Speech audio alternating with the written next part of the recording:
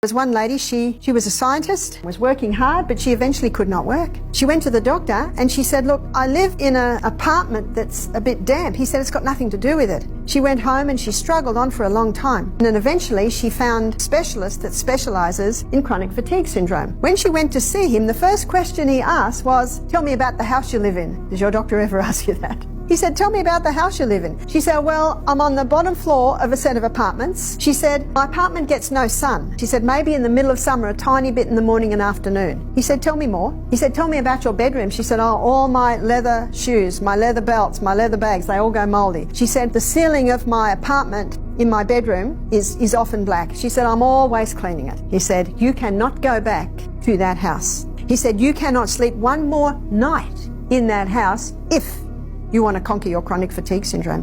Whoa, that was a challenge to her. She was only in her mid-40s and she loved her work, but she had not been able to work because of this chronic fatigue syndrome she had. She was constantly weary. She told me that she found another apartment. She said she began to heal. It took a while to get that yeast and that fungus out of her body because she'd been breathing it in for a couple of years. But she said that she eventually conquered it.